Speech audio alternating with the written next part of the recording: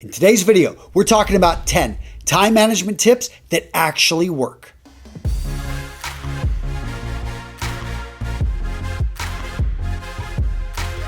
Tip number 1, make time to think. Notice I didn't say find time to think. No, you've got to make it a priority. You've got to know, what do I want to get out of this life? Where am I going? What is my purpose? What do I stand for? So many people go through life like zombies. They're not even thinking it. They're sleepwalking through life and they haven't thought about what they want to get out of it. Now, where to find time, when to find time to think. For me, it is the early mornings. Wake up at 5 a.m. I actually just put out a video on this. I will link to it down in the description. I've got this time for myself and I can read. I can actually go in and do things which are about self-development. I can go to the gym and exercise and not feel guilty. But that me time, that time for me to dedicate to my self-development, for me to think about where I'm going in life is so important. Tip 2, understand you cannot have it all. You can't do everything. And whoever told you that, I'm sorry, they were lying to you. I mean, because there's just no way to do everything. So if you know you cannot do everything, then take the path of the essentialist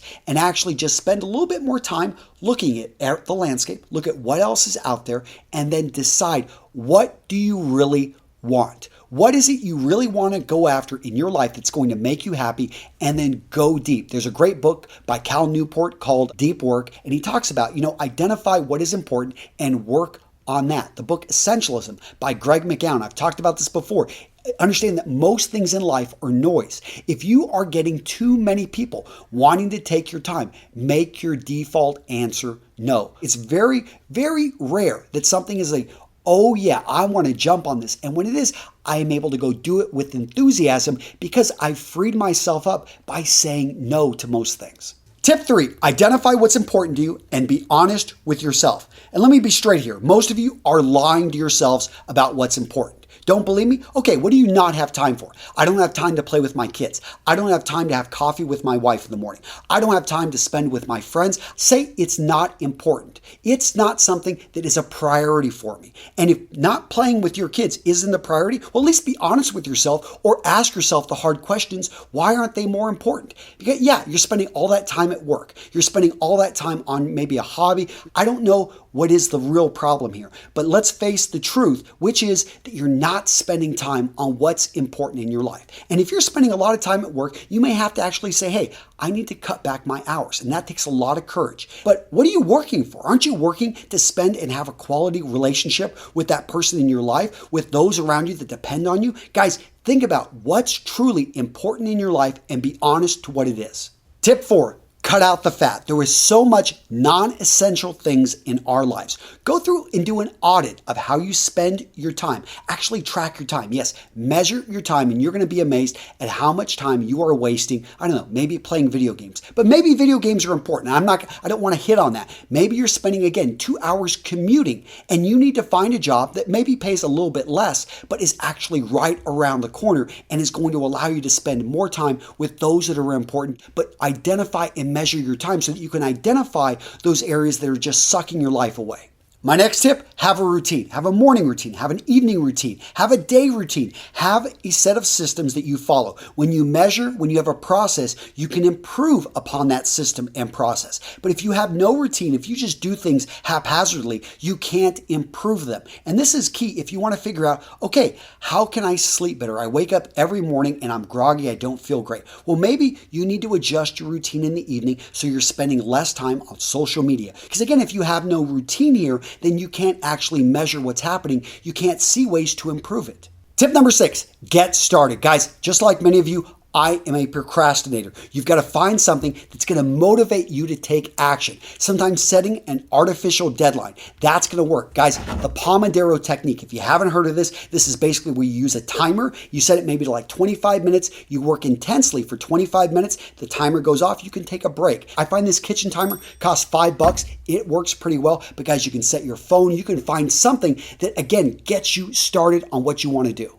Tip 7, an accountability partner. I find that someone holding you accountable to what you say you're going to do is incredibly powerful, much more powerful than any other app out there, and it can be something like a phone call. For me, I've got a gentleman, a trainer who meets me at the gym every morning, and he is there. And I've paid him in advance. I will lose my money if I don't show up. He will call me if I don't show up. I don't want to let him down. I don't want to waste my money, and so I go to the gym. Guys, find a way for someone to hold you accountable. There are masterminds that you can put together in which other people who are maybe peers, they can hold you accountable to things that you say you're going to do. And when you put it out there for everyone to see, you'd be surprised at how much action you're going to take. Tip number 8, schedule everything, both your personal and your professional events. For me, I found that I was always showing up to the meetings that I had scheduled. But what's funny is I was missing dinner. I was showing up late to things that I promised my wife I would be at. So getting back to one of my earlier points, obviously, I wasn't making her important in my life. And so I said, you know what? I need to schedule dinner.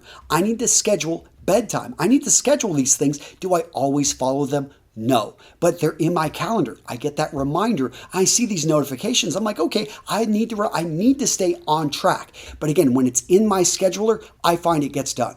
Tip number 9, to improve your time management skills, ditch a lot of your bad timing estimates. And what I mean is when you think it takes you 25 minutes to get to work, understand that oftentimes that is your best case scenario. And normally though, it takes you 30 minutes, it takes you 35 minutes, 40 minutes if you hit a little bit of traffic. And that's where the problem happens because you start showing up late when you run into traffic. Oh, it's not my fault. I didn't, expect traffic. Well, here's the deal, is that you've got your timing messed up. And we do this all as human beings. We go for the best time estimates. So you need to say, okay, does it really take me 5 minutes to get ready? No, it really takes me 25 minutes. Just to be honest with those time estimates and get rid of those false estimates that oftentimes just stick in our head. Now, this next time management tip, I alluded to it earlier, but I want to go into a lot more detail, and that is the use of deadlines, especially artificial deadlines, because most things in life, they really don't have a deadline. We could get them done here or there, and so we dilly-dally, we procrastinate, we don't get it done. And oftentimes in life, we need deadlines. So I know for me, if I've got a meeting with somebody, I always set a deadline. If they're coming in to meet with me, we've got a 20-minute, it fits right there in 20 minutes. We're able to get what is needed to be done in 20 minutes. If we need longer and really do need longer, I'll extend it. But for most times, you can talk about what needs to be talked about in that 20 minutes. Now, when you're talking with someone and you're starting to engage with them and you don't have much time, set the expectation, set a deadline. Sorry, I've only got 5 minutes to talk about this. Is that cool? Or should we set up another time later so I can give this my full attention? But when you set that deadline, you set the expectation.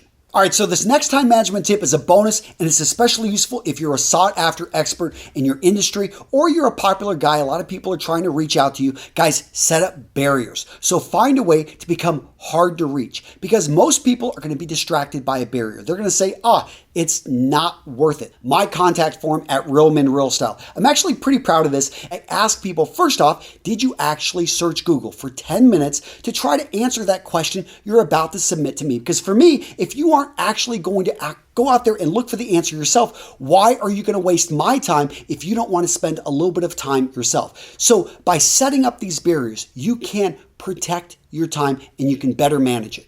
All right, guys, now it's your turn. I want to hear from you down in the comments. What did you find useful? What would you have added to this video to make it better? What time management tip am I missing? Let me know down in the comments. I love hearing from you guys. And if you like this video, if you find it useful, please pass it around to a man that can use this information.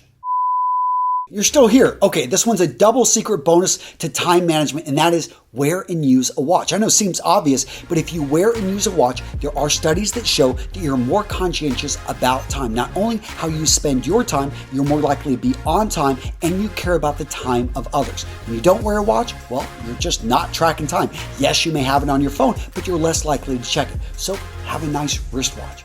Boom.